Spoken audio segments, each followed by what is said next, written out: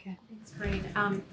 The White House has obviously fielded a lot of questions in recent days about the president's health, whether the White House has been forthcoming or not about that issue. And I just wondered, have the last 12 days made you reconsider any specific statements that you might have made in recent months on that issue?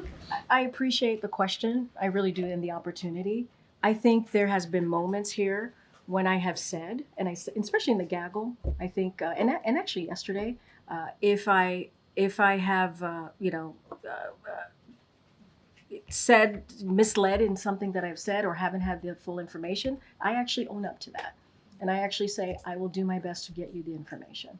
Hence the letter for Dr. O'Connor, right? And so I will, I've always said, I've always been committed to doing the best I can to give you the information that we have. That is a commitment from the team.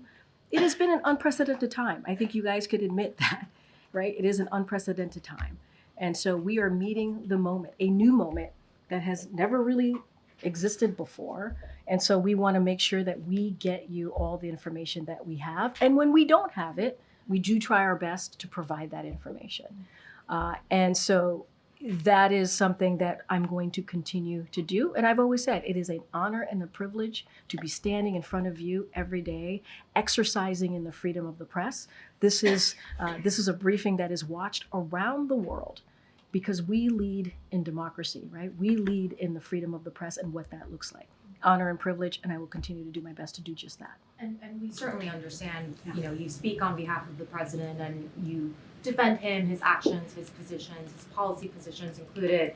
Could I just ask you about one example, just going back, that comes to mind? September. In the past, you're talking about the last 12 days?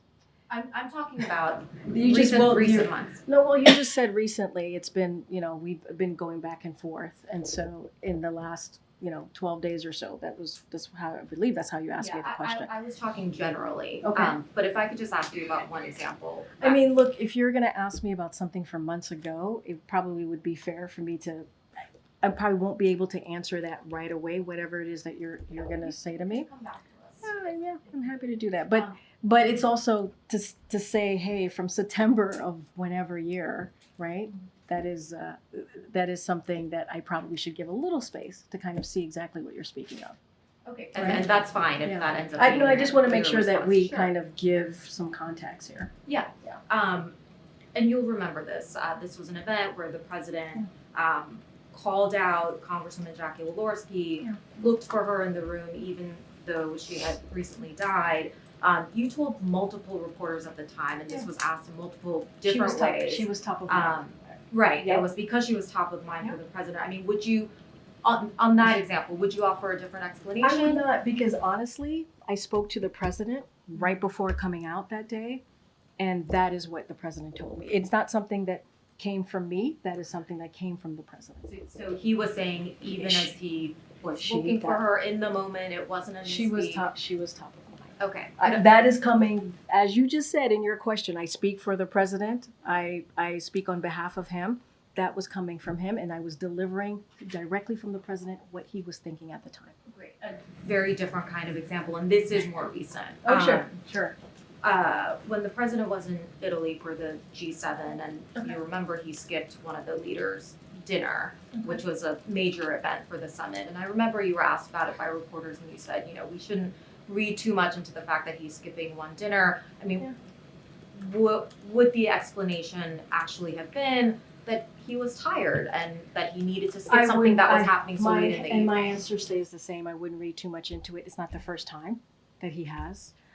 He has a really busy schedule, and there's a lot going on. As you know, when the president is abroad, he has continued to do domestic stuff as well as meeting with global leaders. And so I truly would not read too much into it, and I will leave it there. Okay, I have a very final question on the annual Sure. letter from Dr. O'Connor. He said that the president continues to be fit for duty and fully executes all of his responsibilities without any exemptions or accommodations. Just because it's been a couple of months, do you know if that statement is still accurate? It's still accurate. So no exemptions, no accommodations? No exemptions, no accommodations. Thank you. Thank you.